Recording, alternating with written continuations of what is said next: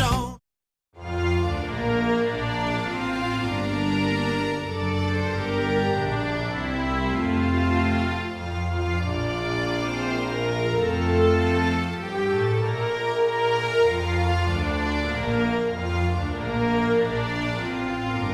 Hey, this is Tony Tattoo coming at you.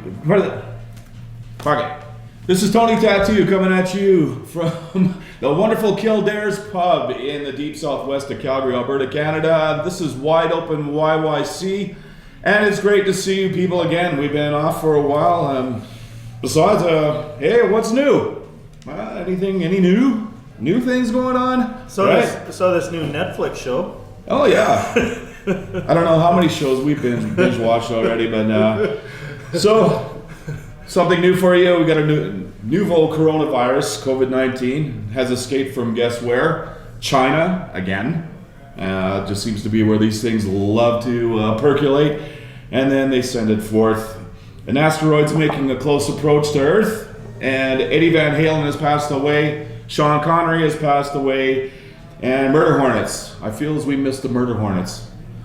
Almost had a snap election here in Canada during a pandemic, and now we have a US election imminent. So we got the dais here, we got Dan the Rant Man, we got Lee the Law Guy. Hello. And we're gonna have a really good conversation today. And my impression is whether Trump wins or whether Biden wins, what's scarier, Joan Crawford or Betty Davis? Lee? Are you singing with them or sleeping with them? Neither. Who's Joan Crawford and who's Betty Davis? Two scariest women in vintage film. Oh. Now. So, Lee? Well, I guess I'll put it this way. I wanted to come back and have a chat with you guys, and you're always plugged into what's going on around the world and what's happening in Alberta.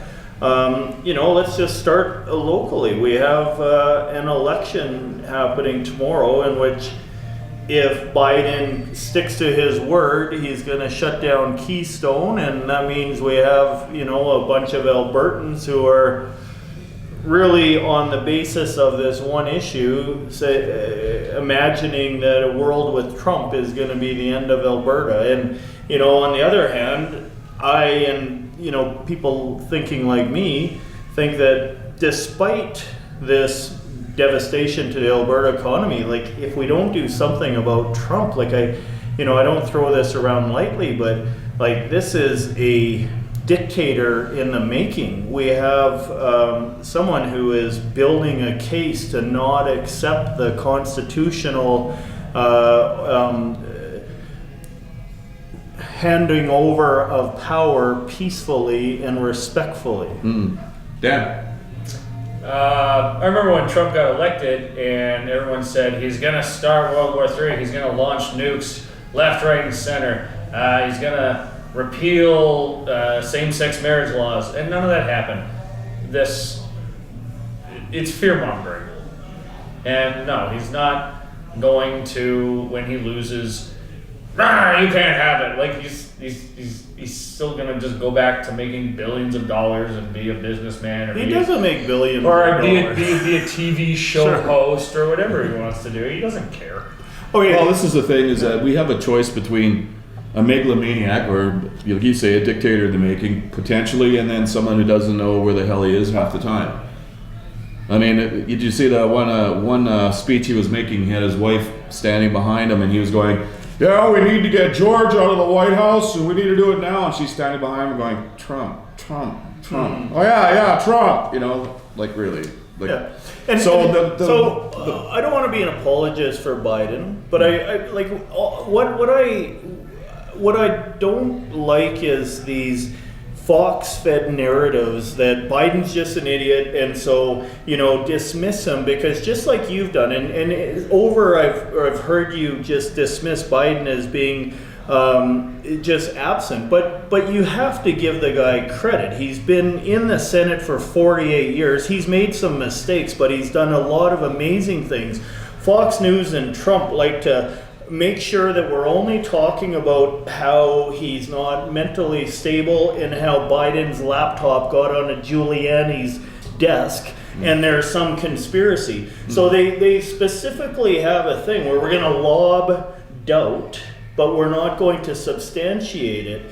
And if you want to talk substantially about the Biden computer, about how attuned he is, then let's do that. Biden has a condition where when he gets nervous, he stutters. He went and met with a 10-year-old boy who had that same condition. And he said to him, like, you know, when the spotlight's on you, it's really, really hard.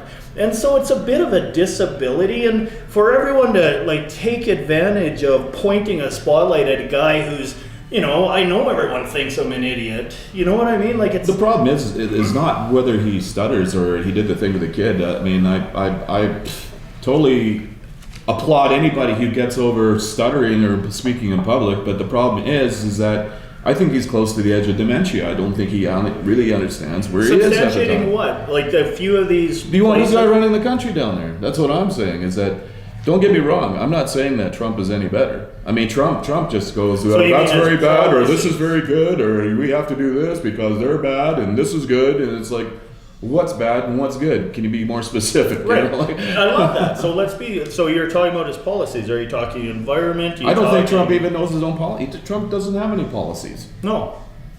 The Republican Party Four has- years in, the The Republican president Party is- has policies. The Democratic Party has policies. Yeah. And both of them are so politically polarized that like even in Canada, I have to say in Canada we have moderation. We have parties that are way fringe, like you know, the NDP and Bloc Québécois. You got liberal parties and conservative that are closer to the middle.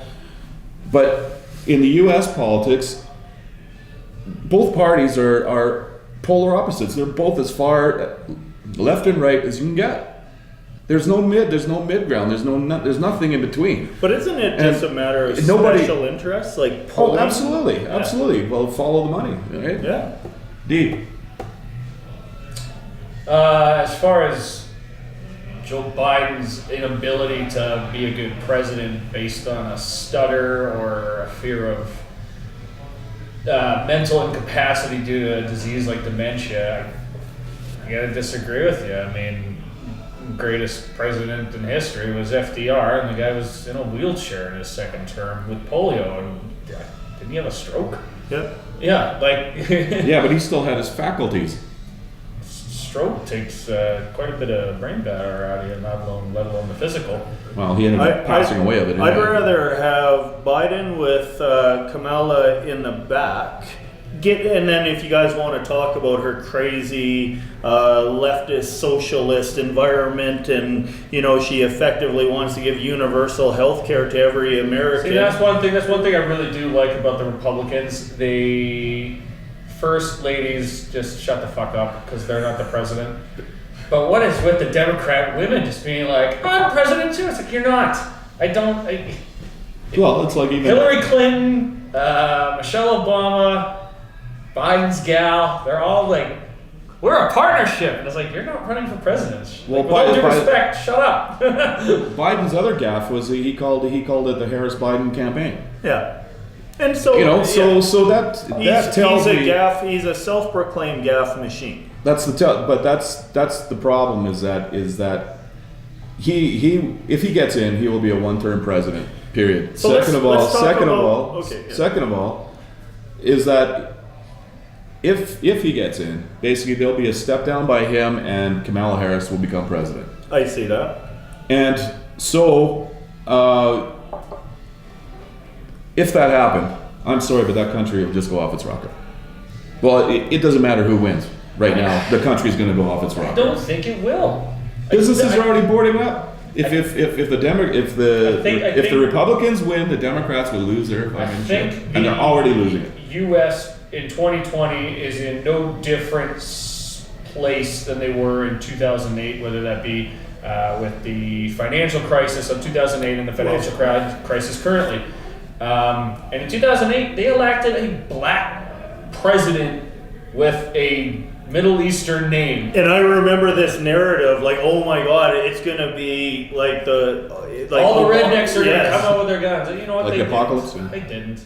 And this whole Obamacare that he ran on was going to bankrupt. It just can't be done. Well, it got done and it got implemented. And it failed miserably, Well, and you it know got what? taken out almost instantaneously. Well, no, it exists up till now. The Affordable Care Act is before the Supreme Court of Canada. Trump, and you guys, insinuate, it's all been bluster. It has not. The Republicans and Trump have now put in a swing vote in the Supreme Court of Canada against what Lindsey Graham said he would do in 2016. The head of the Republican Party said, put me at my word. If in 2020, in the last year, never mind the last 30 days, we have a potential to put a nominee, we will respect, because when they were pleading for the Democrats to do it. The Democrats did that, and what did they do? Like, it's just such dirty politics. I want the Democrats to take like the same shitty approach. They do take the same shitty approach. If you don't vote for if you don't vote for Biden, you're not black. So here's where I Are you think, kidding me? That is like right around Okay, in but the that's- U.S. with the racial tensions going on, to say something like that. If you don't vote for me, Yeah. you're not black. That is as big a bullshit as the Republicans do with, if you don't vote for Trump, you hate baby Jesus. fair enough. He walked back from that, right? Yeah, he yeah, walked back. but it's the same crap. Fair enough. Both But teams do it. let's take some time and put all we're trying to say that Biden should be the Pope here and infallible. So let's talk in contrast with Trump and talk about, look, what about if we have, never mind how horrible it's going to be under a Biden administration, what is it going to be like under a Trump administration? And if we want, I want to tie this back to Canada and Alberta and the stuff that I do. We've been working on race relations in the U.S. This all has to do with the last 200 years of slavery and free labor and billionaires getting built up on the backs of Asian people and people stolen native land. And so everyone in the world is saying, okay, man, like, why is the top 1% held by the same pasty colored people and the rest of us don't have any access to any of the power, and you're putting up a Biden against a Trump? Like, how, we got our billionaires against your billionaires, Yeah. and the rest of the world is looking at this going like, okay, you know what, at least Biden is going to talk about, we're on the downturn of environmental catastrophe. We are the frog in the boiling water. We are feeling the effects, and we're crossing our fingers and hoping that our younger generations are going to use science to stop the gap of all of the shit we're leaving on the earth. Like, it's terrible. And Trump, that whole direction is saying just leave it. Biden's at least saying, man, we can't. We gotta at least put some resources into it. You got Trump saying we're gonna build the space agency, and he funds something with $1 million to go. We're gonna go to space, and then we're gonna put another $1 million into the environment. Like, you know what I mean? Like, you gotta figure out, get your pot of boiling water. That's not okay. The environmental thing is absolutely, but the Space Force and investing money into crap that doesn't really matter is nothing new on either side of the spectrum. Fair enough. Kennedy and Lyndon Johnson fighting the Vietnam War, which was ended by a Republican. Or going to the moon and all the money invested in NASA just so they could look better against the communist Russians, and all those are Democratic ideas too. You can look throughout history, and every political party wants to do this because you want to look good.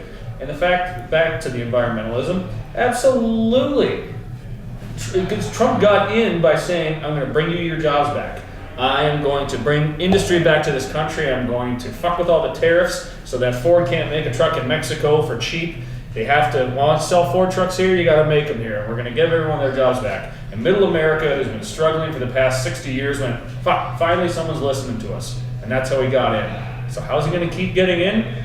No, I'm not gonna tell you guys to go home and put up solar panels. I'm gonna give you your jobs back. Yeah, we're gonna dig for coal and it's gonna suck for the future generations. But you know what? What matters is right here, right now. And when you have no food in your belly and a leak in your roof and ripped clothes on your back, you don't really give a fuck about the next generation.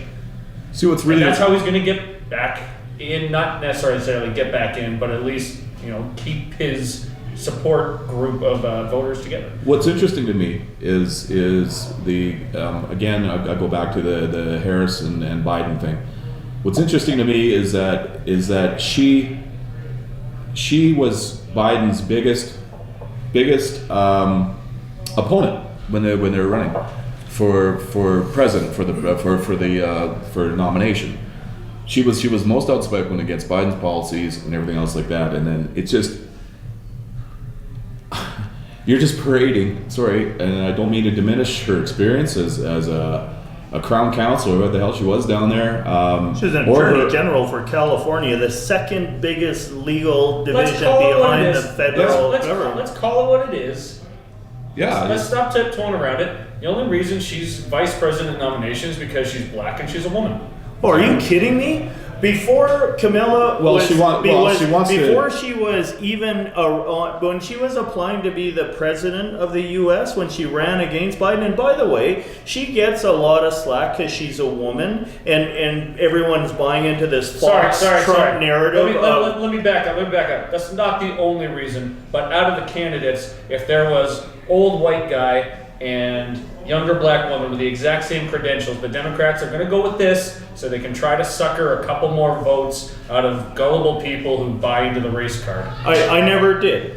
Before I knew her as any kind of name, I picked her and I said, holy cow, that is a woman where if you get her credentials, and I'm a person who will go and do the research and look behind and see. But you just said that is a woman. You should have said that is a person. No, what? You know what? I specifically will want to see more women. I specifically will want to see more women. You're leaning towards women. Justin Trudeau has said that in his next cabinet, I don't like Justin Trudeau for a lot of reasons, as you know, but I do like the idea of we need more equality. It can't be going through law school and being part of the deals that I am. I gotta tell you, I see all of the $1 billion, this guy knows this guy, we belong to the same golf club. There are not a lot of people of color, a lot of minorities or native people that are part of the conversations where the wealth at the top 1% gets handed around. But go back to Kamala Harris has very specifically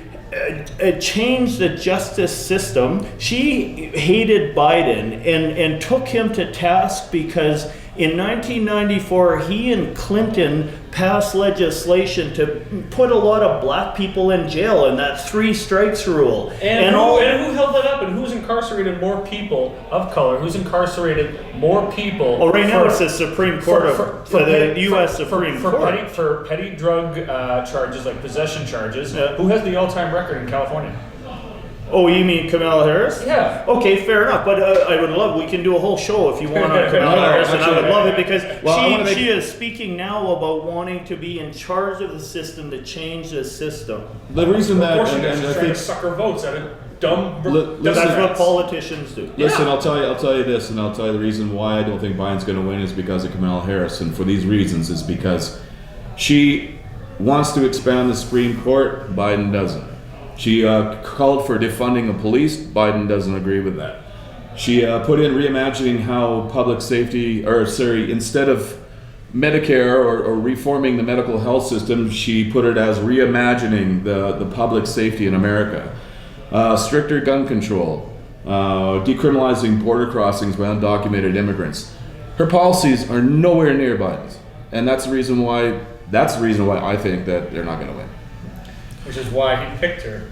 Well, okay, so now we're making some predictions. It seems to me you're following what Trump is saying is that there's this big red wave coming in behind. I'll drill a little bit deeper. I'll drill a little deeper, and I'll say that basically, if Biden loses, he goes away. If Trump loses, Trump's not going anywhere. He won't relinquish power? Oh, he'll relinquish power, but he's not going to go anywhere as as an opponent to Biden. Oh, he'll still be tweeting every day saying. Oh, I see. Yeah, like we won't get to ignore him. He won't go into retirement. I think when he's done, and so if that's your prediction, or do you have more? No, that's where I see kind of the weakest link. The only weakest link I saw Trump is the way he handled the pandemic. I honestly thought, and that's based on, and if he loses, it's going to be based on that. Okay, and that's we can all agree that he sucked on the pandemic. I honestly thought 4 years ago he was running just as like fuck it, let's watch this. I'm gonna run for president, and he kept getting like better ahead in the polls and like he won the Republican nomination. I think he's like, fuck, like. I want to go back to my Trump Plaza. I want to go back to my easy days. I want to go back to, like, I don't think he ever thought he was actually going to win. He was just he was just stirring the pot. And then he fucking won. I think you're right. And now he's like stuck and he's like, well, gotta get a second term or else I'm going to go down as the worst. Yeah, exactly. But your prediction? Red wave coming up? God, it's so hard. Red wave doesn't even matter in the U.S. Because of the Electoral College, which Florida. is something that I believe in. I believe in the Electoral College. I believe that it's the United States of America, not the United States of New York and Los Angeles. And people can say, "Wow, the Democrats won the popular vote. It should be the popular vote." And it's like, well, no. Otherwise, it's 5 major cities controlling the country, and nobody gives a fuck about Joe Schmo farmer in Ohio. So, given the college and how it's played out in the past and what happened 4 years ago, I think it's a toss-up. Well, I think it's going to come down to Biden should have been in Pennsylvania.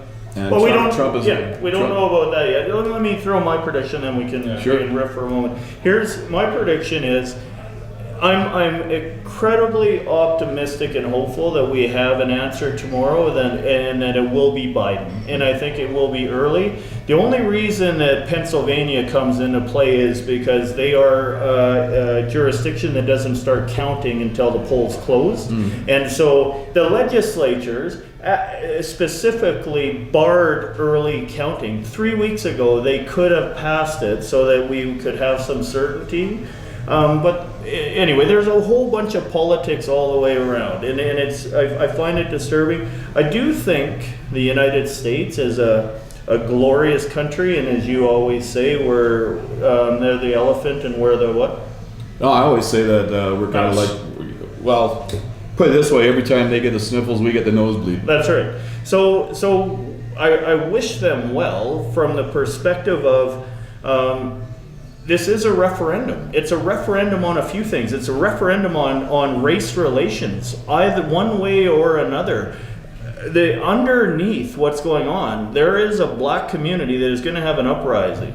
It's a referendum on their healthcare systems. You have 2 different visions. The one is under Trump and the Republicans. It's a self-insure program. If you don't have a job that has and you're paid crappy in the U.S., but you get your health care tied to your job, and everything is cheap because no one wants to tax the taxpayer, right? That's kind of their model. But you have undocumented workers where all the rich people hire, people that don't have health insurance. So you pay them under the table. You don't have to pay the taxes for their insurance. So it's a referendum on how they structure their whole system, including accepting illegal immigrants. It's a referendum on the Trump and the overloading. I want the Democrats, let me do 2 more comments and then I'll hand it over.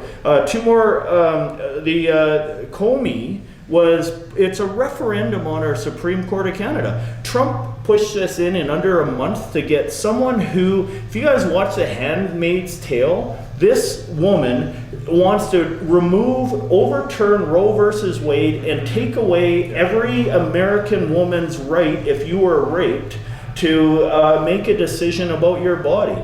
It's about education. It's about it's about the environment. It's about the Paris Accord. I will say, if we don't do something now, 20 years from now, we are relying right now on our children to fix our problem.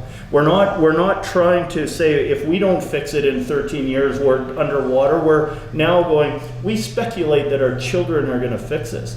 And, you know, meanwhile, we got a Space Force going, underfunded. You know, it's just illogical. Anyway, there you go.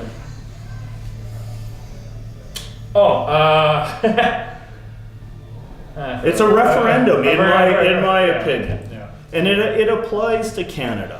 And it's not just a thing, because all of these principles, if it goes like that down there, I feel like we're in a worse position up here.